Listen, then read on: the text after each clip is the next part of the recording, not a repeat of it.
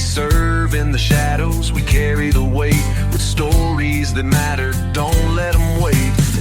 Every story matters, from bases to war zones, from tearful reunions to cold nights alone. Spouses and veterans, hearts that won't quit, telling the truth about all of it. Hello and welcome back, everyone. It's just another day in the life as a military wife, and this week we are going to be having some fun sharing one of my favorite accidental holiday magic stories about how the military, specifically NORAD, began to track Santa Claus. You know, the organization that is typically known for tracking missiles and monitoring North America's airspace. Well, they also will help you keep track of Santa on New Year's Eve. How did that start? We'll tell you how. I'm your host, Sam Wolf, and you're listening to Life of a Military Wife.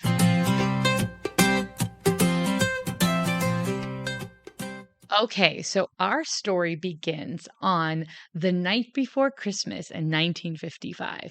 All right, a little bit earlier than that. You see, the Sears Roebuck catalog decided to do a special treat for kids.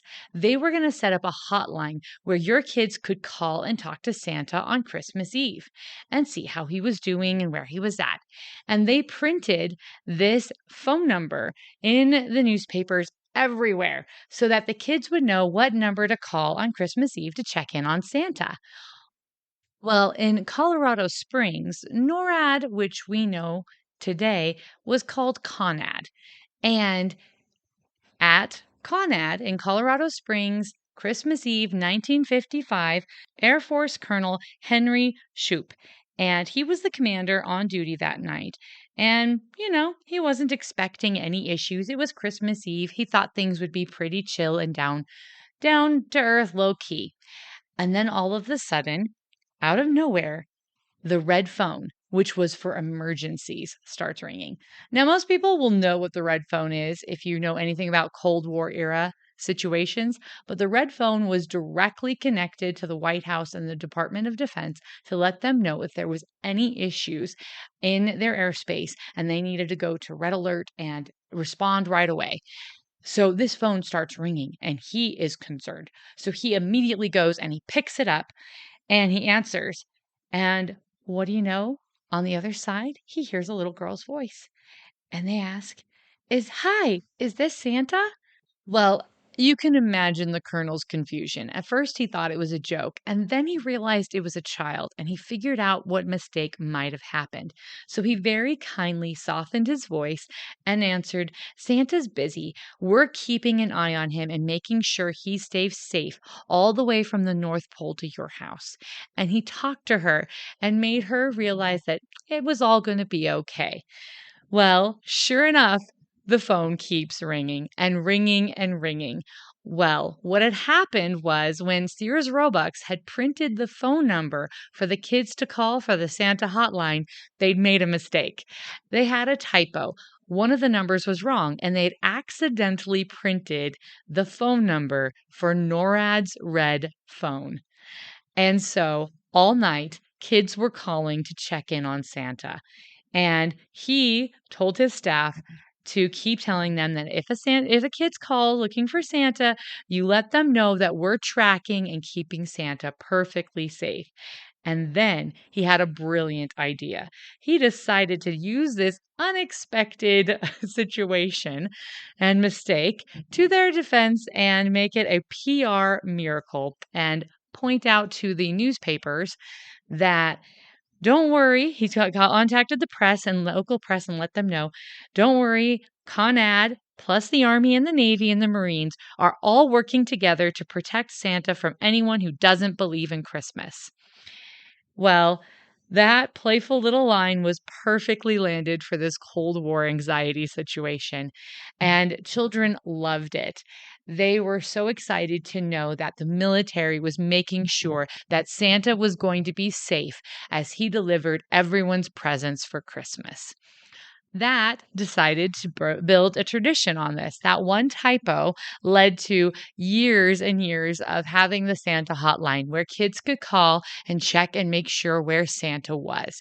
And later, over the years, CONAD turned into NORAD in 1958, and from then on, they continued to grow, and it became a volunteer program with phone lines and eventually a website and now an app. So children can watch Santa and track him as he goes all across the world with the NORAD website. But if you still want to call in to NORAD and talk to someone to make sure Santa's safe and nobody's going to be shooting at his sleigh, then you can do that. And it's a really cute, sweet thing that was all started because one colonel answered a phone, and instead of panicking when the red phone went off and it was accidentally a kid, played along and made that Christmas a special one for all of those children. I've always thought that was super entertaining about how it was a complete accident. I didn't even know about the NORAD Santa Tracker for the longest time. I can't remember. I think it was when my kids were really little, someone first told us about it, and I mentioned it to my mom, and she's the one who told me this story originally. So I looked it up and got some more information. So, if you happen to have any children in your life this year who want to know where Santa is and they're worried that Santa's going to be safe while he's flying out there, they can call in to NORAD still and talk to volunteers. Usually, that's local service members or their families, single soldiers or airmen, and they man a little call center. In Colorado Springs, not at NORAD. It's no longer at NORAD itself. And they can talk to someone, or you can show them the app or the website and track Santa. We've done that once or twice. It can be fun. Some families really get into it, some don't. But I just really wanted to share that fun story with you guys and talk about the holidays and how we make them special. Maybe it's tracking Santa and making sure that the military is keeping him safe. Maybe it is going Christmas caroling or dropping off goodies. We call it elfing when we secretly drop off goodies at people's houses. We do the 12 days of Christmas or different things like that. What do you do to make the holidays special? And what do you do to give back and serve? Because sometimes we can get caught up in materialistic things about what are we getting for Christmas or things that we want or the decorations or the food or whatever. And we can lose track or lose sight of what really matters when it comes to the holidays. And that is caring for each other and our Savior's example of love and kindness. It is our Savior's birthday. And so, how are we bringing Christ back into Christmas? Do you go to Mass with your family on Christmas Eve? Do you go to a special Christmas service? We love Christmas caroling. Like I said, we do the 12 days of Christmas. Our military congregation usually does our congregation usually does a special Christmas program, celebrating Christmas, and also we like to go look at Christmas lights, and also there's another, location, another church, for another congregation of our church.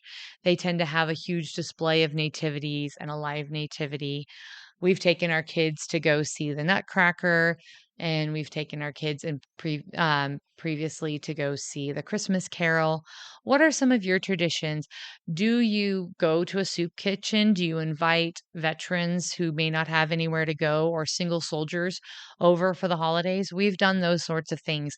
I've talked to you guys about giving machines and other things.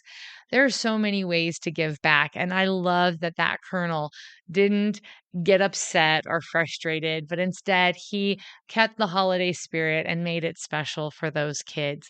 So, and now that has continued on to be a wonderful volunteer experience that single soldiers and other people participate in the holidays. So, what is it that you do to make the holidays special? for your family or your community? What are your traditions? Let's start a conversation in the comment section down below. What is it that matters most for you at Christmas time? I've talked to some other military families, and they like to have single soldiers over for Christmas. We tend to invite missionaries to our church to have Christmas with us, but we've had single soldiers over for Christmas too. We are having veterans to spend Thanksgiving with us. We have visited nursing homes in the past. We have helped with doing a Christmas project for nursing homes.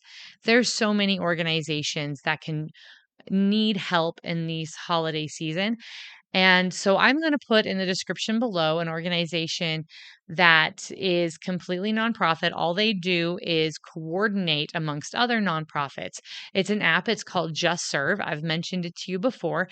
But if you're looking for a way to give back this holiday season and serve in your community, Just Serve is really great about helping you find those opportunities. They can be really simple things, they can be a little more time consuming things, and they really fit. You can look you can look and find something that fits your family and your situation. So that's what I want to just put out there this year. This is going to be a slightly shorter episode. Sometimes, as military families and veterans, holidays can be hard because we're not with our families, we're not with our loved ones, or we have difficult memories or things we're struggling with. When I'm having those issues, when I'm feeling lonely and sad, that helps for me to get outside of myself and my problems and serve others. That's why we've built a lot of the traditions we have in our family, is because I grew up in a huge Irish Italian family where we all got together and spent tons of time together around the holidays, and it was never quiet, and there was millions of people and tons of noise, and I loved it.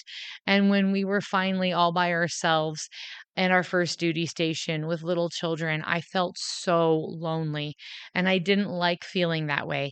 And so I talked to my mom and other people, picked their brains, came up with ideas, built traditions, and helped find ways to make the holidays feel special, even though we couldn't always be with family.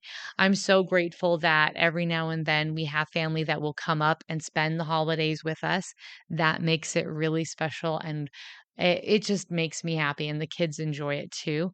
But that's not always possible. And there are people who sometimes are alone. So just stopping and thinking about those things. We still have some time before Christmas happens, maybe coming up with new traditions and plans. And hey, why don't you check out NORAD and see how Santa's doing? Because you know what? The military is going to be keeping Santa safe this year, like we have since 1955. This year is the 70th anniversary of the United States military protecting Santa all Christmas Eve. So don't you worry, from the North Pole to your home, Santa will be safe because of the United States Army, Navy, Air Force, Marines, and now the Space Force. All right. Well, that's all I've got for this week. I hope you're having a wonderful Christmas season, and please start a conversation down below. If you're a veteran and you would like to share your stories, I'm still doing my veteran history project, and I'm doing panels, book club, all of those fun things coming in the new year. I love hearing from you guys. I'm so grateful for all of you and your support and encouragement. I can't do this without you. So remember to like, subscribe, click it, stick it to the algorithm, show them why this matters so that we can get the news of this wonderful military community we're building, and all of you amazing people who are not part of the military who support us. Thank you, and I hope you're having a wonderful Christmas season. Let's remember to be the good that we want to see in the world. And as always, I'm your host, Sam Wolf, and you're listening to Life of a Military Wife. Spouses and veterans, hearts that won't quit, telling the truth about all of it. This life we live is hard and real, giving a voice to the lives that we live. But this life we live is warm but strong. deserves its own